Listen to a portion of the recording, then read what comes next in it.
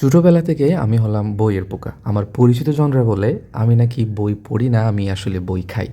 It's kind of true that আমি প্রচুর বই পড়ি। সেটা ফিকশন হতে পারে, নন ফিকশন হতে পারে। মোস্টলি ফিকশন পড়া হয়ে থাকে।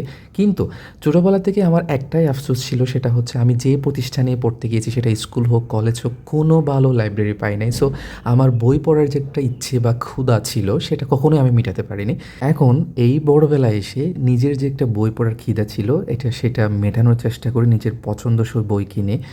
কিন্তু আমি রিসেন্টলি একটা লাইব্রেরিতে গিয়েছিলাম, সেটা হয়তো আপনারা বুঝে গিয়েছেন কোথায়। সেটা হচ্ছে শহীদ lieutenant Tanjim cantonment public school and college, Ramu ক্যান্টনমেন্টে। রামু ক্যান্টের এই লাইব্রেরিটা দেখে আমি এত বেশি অভিভূত আর এত বেশি খুশি লেগেছে আমার কাছে যে এখন প্রতিষ্ঠানগুলোতে এত সুন্দর সুন্দর লাইব্রেরি হচ্ছে। এই লাইব্রেরির কিন্তু একটা নামও রয়েছে, ডক্টর মোহাম্মদ শহীদুল্লাহ লাইব্রেরি।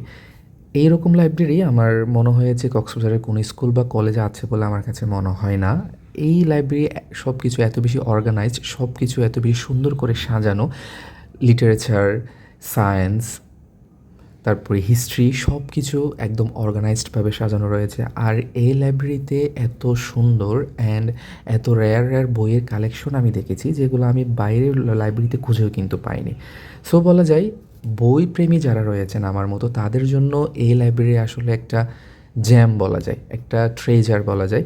তো এই প্রতিষ্ঠানে যারা শিক্ষার্থী রয়েছে, তাদের প্রতি আমি এত বেশি জেলাস যে তারা তাদের বই পড়ার যে একটা শখ কত সহজে পূরণ করতে পারতেছে, বাট আমরা কিন্তু পারি না, আমি পারি না আসলে।